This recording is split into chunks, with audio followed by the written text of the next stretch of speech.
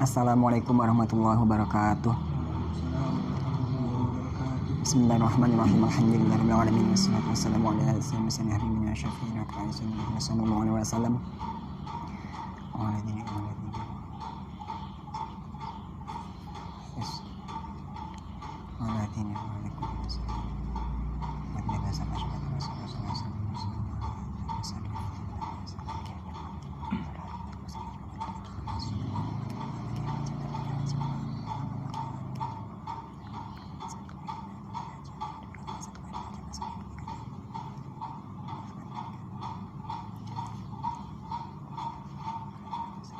Al-Fatihah.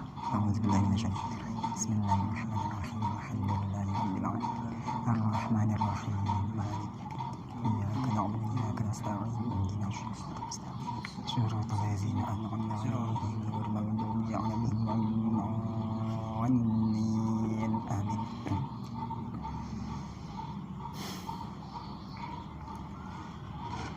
Bismillahirrahmanirrahim.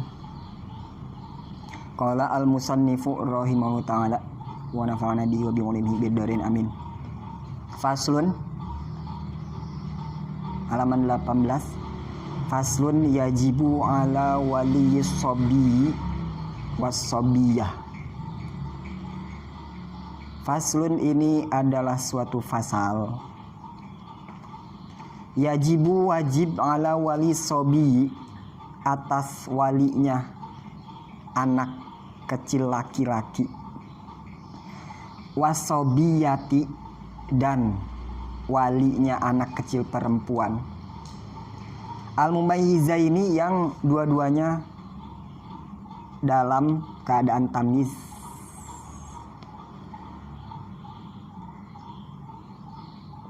Apa yang wajib atas wali? Ayya'murahuma, memerintahkan kepada sobi dan sobiyah, anak kecil laki dan anak kecil perempuan, merintah pada anak tersebut bisolati, untuk mengerjakan sholat, wa yu'allimahuma, dan wajib mengajarkan kepada anak tersebut, dan wajib mengajari, memberitahu, memberi ilmu kepada anak tersebut, sobi dan sobiyah, ahkamaha, akan hukum-hukum sholat.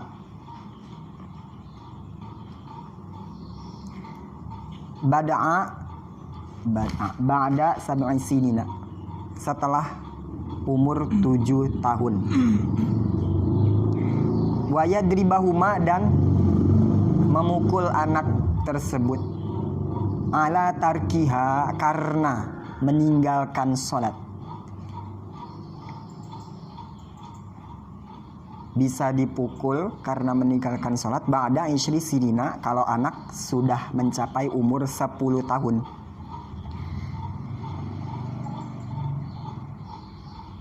Kasaumin, tidak berbeda seperti memerintah puasa. Atau kohu, yang pasti kedua anak tersebut mampu mengerjakan puasa. Yang mana kedua anak tersebut mampu mengerjakan puasa. Wallahu alam bishawab. Bismillahirrahmanirrahim. Alhamdulillah, mulai lagi pengajian Sulamut Taufik yang sempat dimatikan karena bulan puasa ya. Bulan puasa. Nah, ya, alhamdulillah ya, dalam keadaan sehat bisa datang untuk menghadiri majelis ilmu. Hawanya emang males ya, bukan mengawali doang, emang ilmu hawanya males banget, nggak tahu kenapa berat gitu ya. Kenapa berat? Mungkin memang ilmu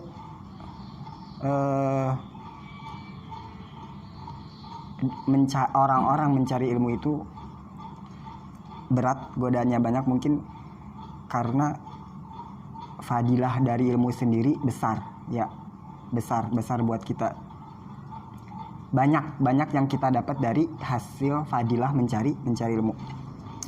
Ada hadis dari Mu'adz, kata Rasulullah, ta'allamu bil ilmi,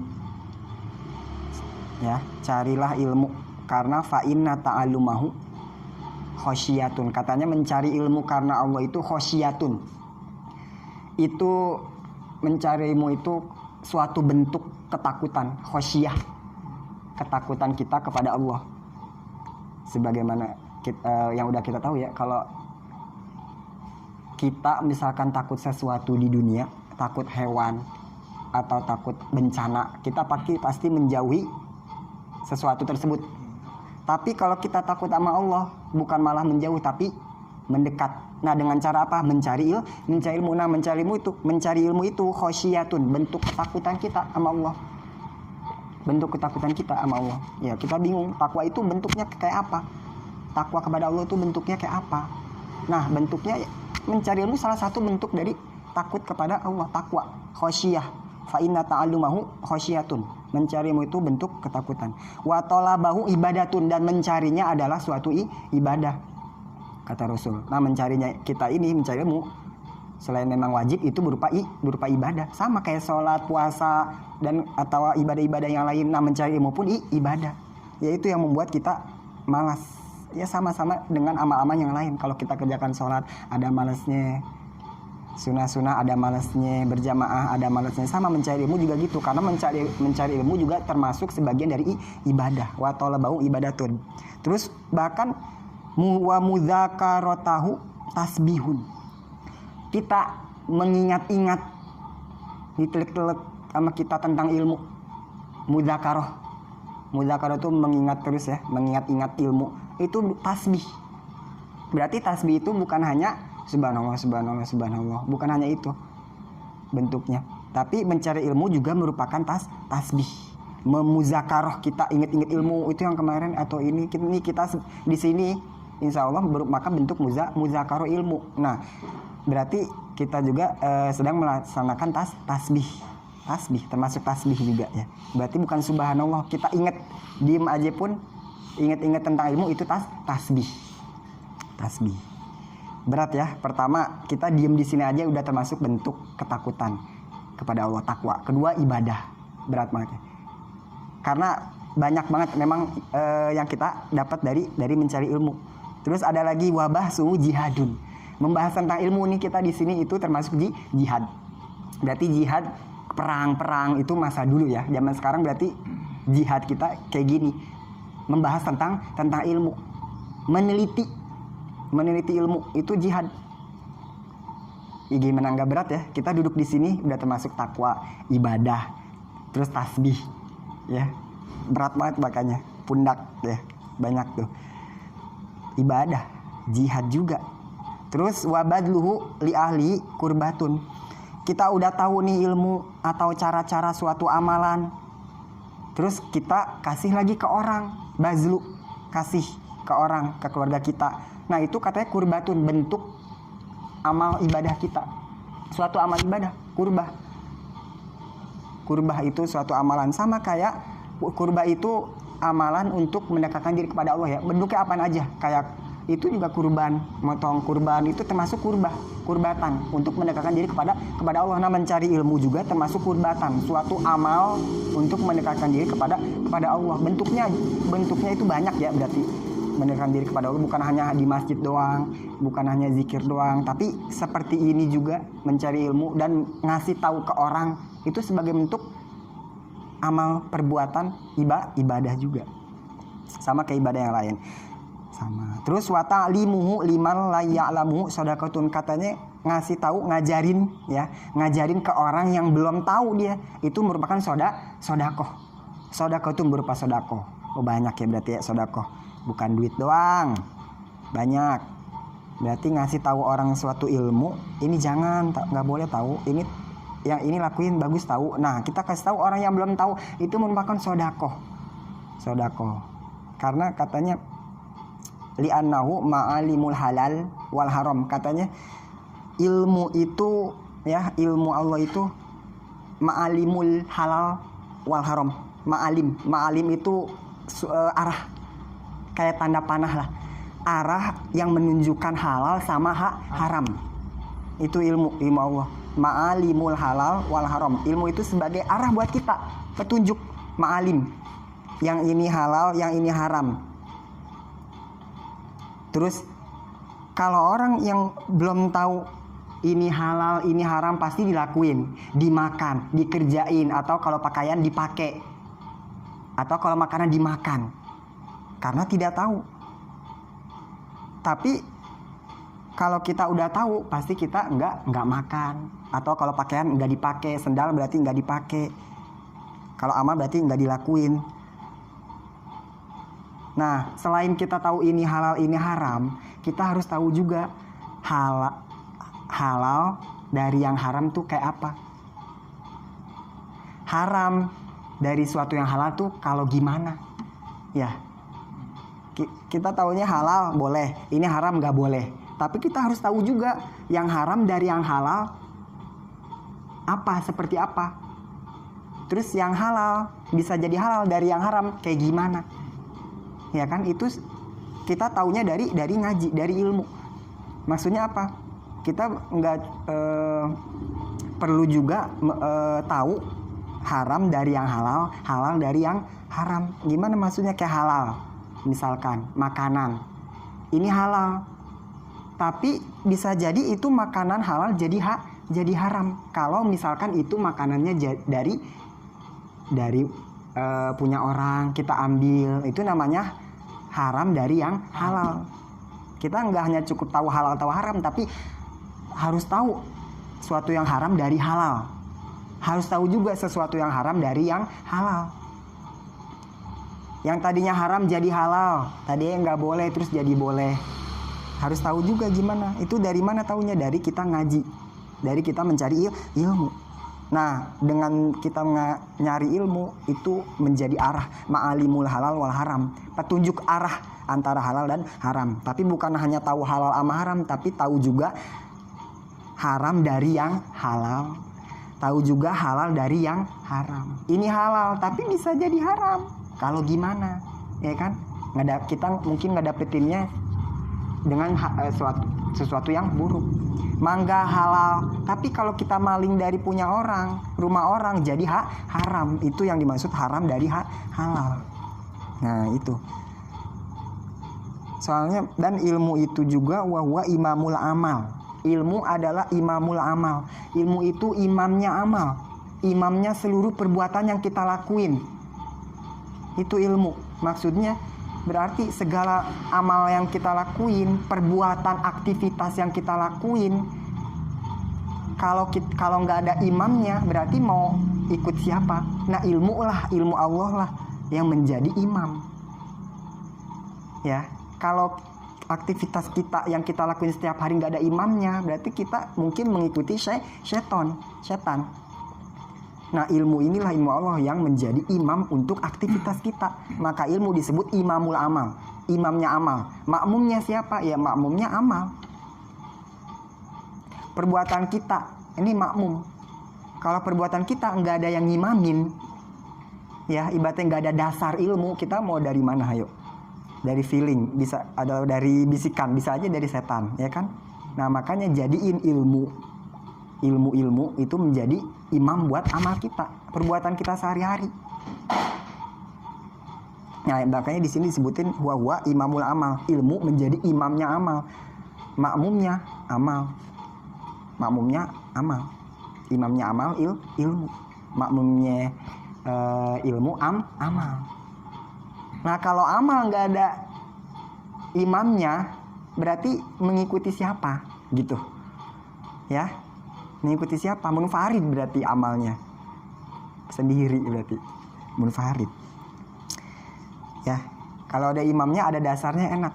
Ya, kita berjamaah aja, kita kurang bagus bacaan kita, ya, atau kita ada yang lupa, diingetin sama imam. Kita kalau jadi makmum perlu nggak inget rakaat berapa? Kalau kita lupa pun ada imam, oh iya bener rakaat ini gitu. Kita lebih terarah ya. Kalau ada imam tuh, oh sujud, ruku, nggak mikir gitu kita kalau ada imam pun, malah lebih khusyuk. Nah amal pun gitu, amal harus ada imamnya. Imamnya siapa? Imam amal, kiblatnya amal, imamnya amal, ilmu punya makmum amal. Nah apakah mungkin amal tercipta sendiri? Nggak mungkin, harus ada imamnya. Imamnya ilmu dasar. Nah berarti aktivitas kita sehari-hari, amal kita sehari-hari yang kita lakuin harus berdasarkan ilmu, harus mengimam, harus ada imamnya. Ya harus ada imamnya. Kalau nggak ada imamnya kita kan seenak kita ya. Ini aja feeling gue ini, kayaknya ini dah.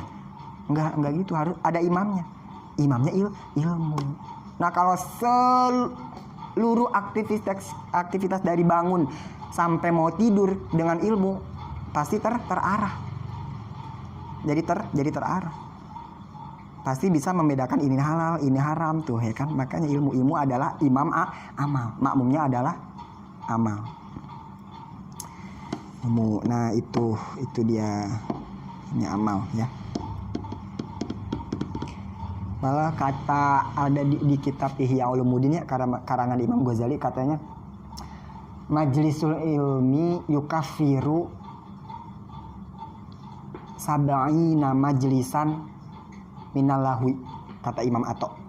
Katanya hadir di tempat ilmu itu menebus 70 tempat hiburan yang tidak berfaedah, tempat-tempat yang tidak berfaedah.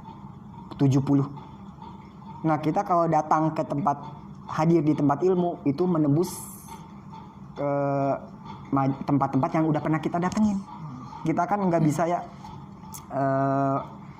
kemarin-kemarin kita udah datang ke sini, terus ngelihat ini, datang ke sini, ngelihat ini tuh. Nah ditebus sama kita hadir di majlis ilmu. Nah datangnya di majlis ilmu menebus ya 70 tempat-tempat yang tidak berfaedah. Itu ditebus sama majlis ilmu, dihapus gitulah yang udah kita, apapun yang kita lihat di sana di tempat-tempat yang tidak berfaedah itu ditebus sama majlis ilmu yang kita datengin sekarang.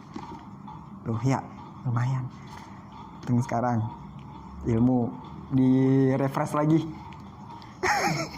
Berarti udah di sini datang kemana lagi gitu ya. Iya di refresh sama hari ini, terus kita kemana lagi nih ya. Terus di refresh sama hari ini lagi, di refresh sama datang ke majlis ilmu. Soalnya datang ke majlis ilmu yukafiru, menebus 70 tempat-tempat yang udah pernah kita datangi, tempat-tempat yang anfaidah ya, tidak berfaedah. Tempat hibur, tempat yang tidak berfaedah ya, berarti itu cari ilmu. Nah, iya.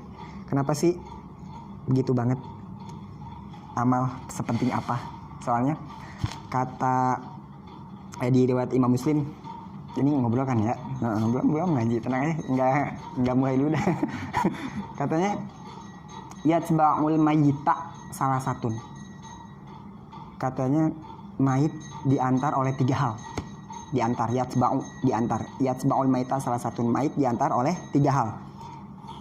Nah fayarji'u isnani wa yabqa wahidun ya, hadis riwayatnya. Katanya mayit diantar oleh 3 hal, yang 2 pulang lagi, wayabqa wahidun, yang menetap, yang tinggal, yang tersisa menemani mayit hanya satu katanya.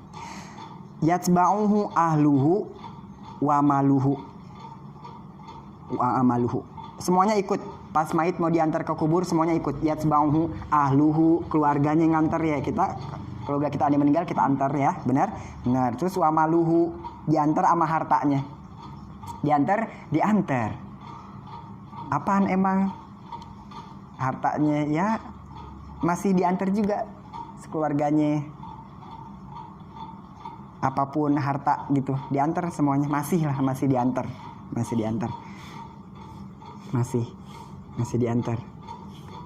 amalnya diantar semuanya. 3 ahli, keluarga, harta, amal tuh nganter semuanya mayit ke kubur. Tapi fayarji'u ahluhu wa maluhu, udah dikubur mayitnya, balik tuh keluarga sama hartanya pulang. Tapi wayabqa amaluhu, yang tersisa hanya amalnya. Maka berarti amal yang hanya menemani, menyelamatkan si mayit. Ya, mayit diantar oleh 3 hal, keluarga, harta, amal. Yang 2 balik lagi, yang 1 menetap, tinggal menemani. Ya, semuanya ikut tuh pas lagi ngantar, keluarga, ahli, amal. Tapi ahlinya, keluarganya, sama hartanya pulang. Wayab kok amalu, yang tersisa sama amalnya dia. Ya, amalnya dia. Nah, itu pentingnya amal, termasuk dengan mencari ilmu yang menjadi ibadah, tasbih, jihad. Makanya berat banget ya.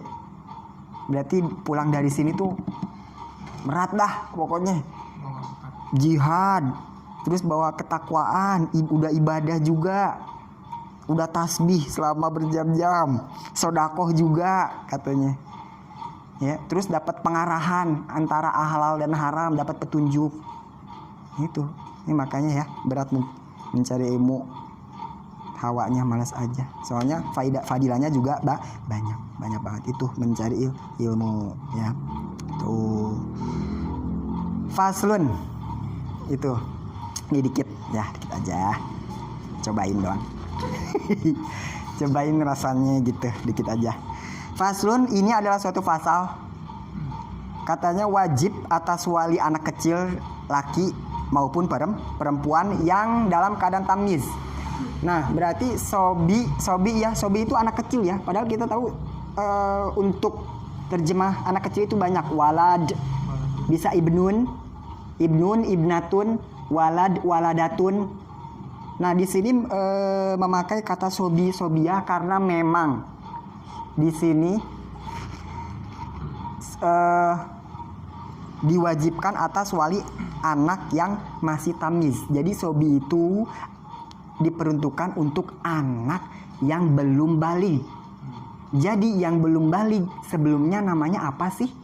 Ada namanya gak? Ada. Namanya sobi. Kalau walad bisa jadi umur udah gede juga bisa jadi disebut walad. Ibnun juga bisa jadi. Tapi kalau sobi itu udah tertentu. Berarti anak yang belum baligh. Sebelum baligh itu apa sih? Fase apa? Sebelum balik dinamakan fase apa? Fase mumayyiz, tamyiz. Ya, itu namanya tamyiz, sobi. Nah, disebutlah sobi. Sobi adalah anak kecil yang berada di fase tamyiz. Nah, kenapa di sini perlu disebutkan sobi dan sobiyah? Nah, ada suatu kewajiban di sini. Ya, ada suatu taklif, kebebanan. Untuk siapa? Apa untuk anak kecilnya? Bukan, walinya. Wali sobi dan sobiyah. Wajib apa wali? Pengurusnya, walinya. Ayak murohma bisolah, merintahin tuh anak yang masih tamyiz, merintahin untuk mengerjakan sholat. Wali tuh siapa aja sih wali? Wali nikah. Coba kita lihat di sini ada di luarnya tuh ya, di luar kurungnya. Wa yu'allimuhuma ahkamaha. Di tengahnya ada gak wa yu'allimu ahkamaha?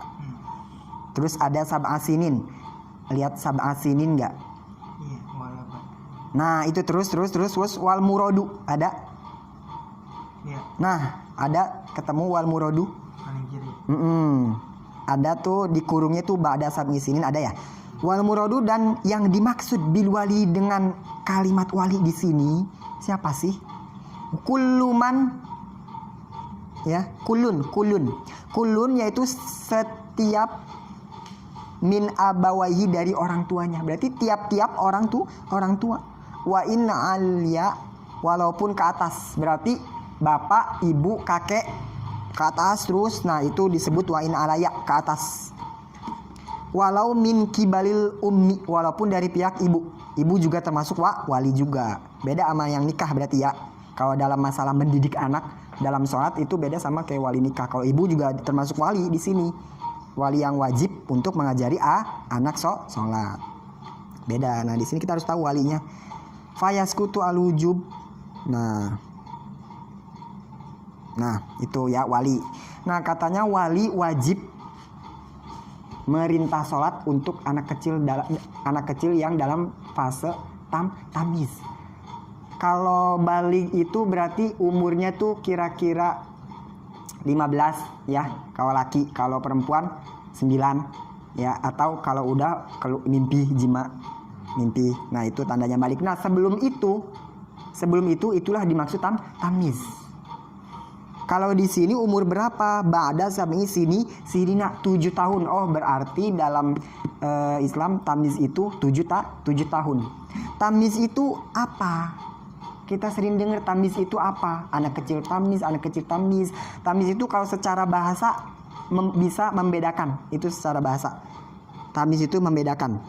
Nah, ada di sini di tengahnya juga. Coba lihat ke bawah lagi, 3 jajar ke bawah. Wahadut tamyizi. 4 jajar ada wahadut, ketemu wahadut tamyizi ayyakuna, ada wahadut tamyizi, dan adapun batasan tamyiz.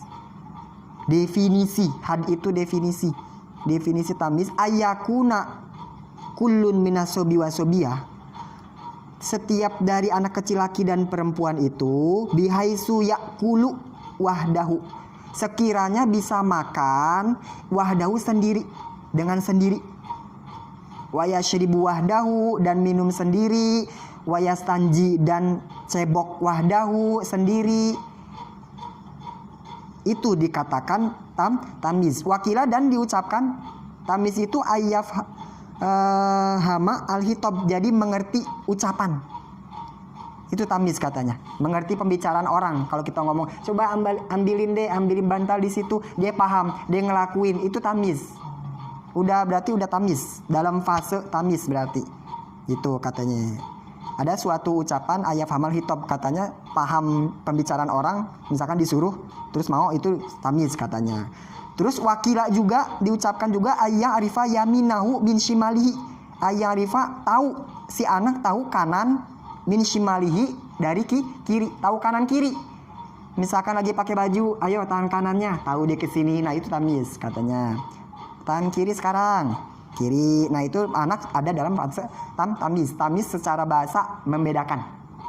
Bisa membedakan ini baik, ini buruk. Oh, itu air kencing, jangan. Oh, itu ada tai kucing, jauh dia dengan sendirinya. Dia udah tamyiz. Udah bisa membedakan yang buruk sama yang baik. Ya, nah itu namanya tamyiz ya, udah tahu ya. Tamyiz wali apa aja, siapa aja, tamyiz bagaimana ya. Nah, sekarang kewajiban untuk wali, katanya walinya anak kecil katanya wajib merintah sholat. Kenapa? Karena ketika si anak tamyiz ini nanti sudah balik dan langsung diwajibkan sholat, tapi si anak belum diajari sholat, belum dibiasakan. Ketika umur tamyiz belum dibiasakan sholat, apa itu sholat, wudhu belum tahu, bakal repot, kasihan ke anaknya. Orang tua juga sulit. Oh, udah balik, oh udah ini, misalkan oh udah head ya udah sholat belum tahu, ajarin, wah repot. Untuk mengajari bisa sebulan 2 bulan bahkan bertahun-tahun, bahkan tapi dia udah wajib tapi belum bisa. Nah, di sini diwajibkan untuk wali sebelum balik ada pelatihan. Sebelum balik itu apa? Fase tamyiz namanya. Nah, di fase tamyiz ini apakah si sobiah anak kecil laki perempuan ini udah dibebani untuk wajib sholat belum. Tapi si walinya yang diwajibkan untuk mengajari sholat. Emang belum wajib, nggak sholat nggak dosa. Tapi kalau yang gedenya nggak nyuruh sholat, dosa yang gedenya. Emang ini dia nggak sholat nih, si anak kecil, nggak dosa. Misalkan udah umur 8 tahun tuh kira-kira kelas 3 kali ya, kelas 3 kelas 2 gitu ya, udah sekolah. Itu dia tamyiz, masih tamyiz. 7, umur 7, 8 masih tamyiz. Tapi kalau dia nggak sholat, iya, dosa nggak si anak kecil nggak ngelakuin sholat? Udah waktunya zuhur, dia nggak sholat, nggak dosa. Karena hukum haram, hukum dosa itu hanya yang sudah ketaklif, balik berakal. Tapi yang dosa ini walinya, yang nggak nyuruh untuk sholat, yang nggak ngajarin cara wudhu, cara sholat, cara cebok, nggak ngajarin cara cebok juga itu dosa. wajib. Nah kan kewajiban atas walinya yang gedenya nih, yang kita nih, yang di rumah ibaratnya. Kalau di sini mungkin orang tua dulu, yang memang dekat dengan anak, orang tua dulu yang wajibnya. Wajib ngajarin. Kenapa sih sobi-sobi wajib diajarin? Karena pas waktunya balik, udah langsung bisa melaksanakan kewajiban. Asar udah sholat, udah tahu, tinggal disuruh doang. Udah tahu cara wudu, cara sholat, udah tahu. Tapi kalau masa tamyiz gini belum diajari, itu bakal repot. Makanya kewajiban si wali mengajarkan untuk sholat. Cara hukum-hukumnya itu wajib ya mengajarinya. Itu 7 tahun berarti 7 tahun, padahal anak zaman sekarang kayaknya 5 tahun udah ya, udah ngerti banget ya. Iya, udah tahu. Emang tamyiz di sini ya maksudnya bisa membedakan yang buruk yang baik, bukan hanya itu. Tamyiz itu bukan hanya bisa membedakan buruk, ini buruk jangan, ini baik bukan, tapi dia bisa membedakan dan ingin melakukan yang kebaikan gitu. Emang tahu ini nggak baik, ini baik, tapi kalau dia ngelakuinnya baik, itu baru dia tamyiz. Misalkan dia tahu itu tai kucing, misalkan dia tahu ini baik, ini buruk, tapi kalau dia ngelakuin belum bisa bedain, apa itu bisa disebut tamyiz? Belum. Tamyiz kan bisa membedakan dan melakukan yang baiknya. Condong melakukan mau yang baik gitu. Itu namanya udah tamyiz. Bukan hanya bisa ngebedain doang ya. Ini hitam, ini putih, bukan hanya gitu, tapi bisa ada rasa mau yang ini gitu, mau ngambil yang putih atau gimana. Itu namanya tamyiz gitu. Emang zaman sekarang umur 5 atau 6 tahun itu udah ini ya. Udah bisa gitu kanan kiri apa lagu. Iya, TK kan 6 tahun 5 tahun udah TK 1, udah bisa disuruh udah ke warung, malah udah bisa nggak apa-apa diajarin. Nah, harus wajib juga diajarin. Yang gedenya nih wajib mengajari cara wudu, cara cebok, cara sholat, wajib ke walinya. Tapi kalau dia nggak ngelakuin sholat, apakah anak sobi-sobia dosa? Enggak, karena belum baligh dan berakal, belum dibani, belum mukallaf. Tapi yang dosa siapanya? Walinya dosa. Walinya. Kayak anak kecil ngerusak barang orang. Dosa gak anak kecil? Enggak dosa. Ingat, yang dihukumi dosa haram wajib itu anak kecil belum mukallaf. Tapi bagi walinya wajib ganti barangnya. Ada kewajiban. Anaknya nggak tahu apa-apa, nggak dosa. Ngerusak nih, mecahin kaca orang nggak dosa, tapi walinya kalau dosa kalau nggak ganti. Ya, kayak gitu dah, kayak gitu. Sama sholat juga gitu. Sholat si sobia nggak sholat ya nggak dosa, soalnya belum. Tapi si anak ini sudah ada di fase tamyiz, umur 7, 8, 9. Kalau nggak diajari, zuhur, asar, maghrib sholat, zuhur, azan sholat, ayo, nggak disuruh dan nggak diajari, yang dosa ini orang tuanya dosa. Gitu. Anaknya mungkin nggak dosa, tapi kalau anaknya bisa jadi kesulitan. Kalau dia udah balik kesulitan sendiri, maka yang gedenya walinya menjadi kewajiban atas anaknya. Ya, soalnya anak itu amanah ya. Mungkin kalau anak itu 100% punya kita, terserah mau kita apain. Tapi kan anak ini titipan dari Allah. Makanya di apa ya? Ada ininya, ada tata caranya. Diatur sama Allah, ini gini nih, ini titipanku, urus kayak gitu. Mungkin kalau kita dititipin gimana sih, pasti dia itu enggak yang punyanya, wanti-wanti yang ini nih mandiin, tapi ini jangan kena air nih, kayak gitu kan. Tapi kalau punya kita bodo amat gak? Bodoh, gue mau mandiin kapan, mau apa, kayak gitu. Tapi karena anak ini amanah, titipan, ya kan, yang bakal balik lagi ke Allah nanti, bukan sepenuhnya punya kita anak. Makanya ya macem-macem, ada tata caranya, harus diginiin, diajarin umur segini, sama. Kalau kita dititipin barang sama, bukan sepenuhnya hak kita, ya macem-macem, umur segini harus ini, umur harus begini, ada tata caranya. Soalnya bukan sepenuhnya punya kita, amanah anak itu. Makanya kita harus didik tentang Islam begini. Wa yu'allimahuma wallahu alam bisawab. Al-Fatihah.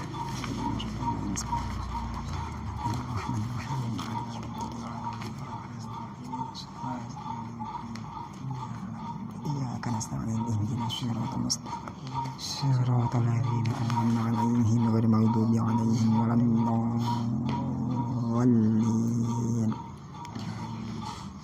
Astagfirullahaladzim. Ya Allah ya Muhammad ya Karim. Bismillahirrahmanirrahim. Alhamdulillahirabbil alamin. Hamdan ya fi ni'am wa yakul mazida ya rabbana lakal syukru ma man jalali wa kamal sultani. Allahumma shalli ala sayyidina Muhammad wa ala ali sayyidina Muhammad. Rabbi zidna ilman nafi'an warzuqna fahman nafi'an bima 'allamtana. Habib fakina wa fakih alamna wa qurbatul lana fi dina tawassalna bi ta'allumi tawassalna bi ta'alimi anta rizqana wa tarzuqna amana rabbana atina fid dunya hasanah wa fil akhirati hasanah wa qina adzaban nar. Wa sallallahu ala sayyidina Muhammad wa ala alihi wa sahbihi subhana rabbika rabbil izzati amma yasifun. Salamun ala mursalin walhamdulillahi rabbil alamin.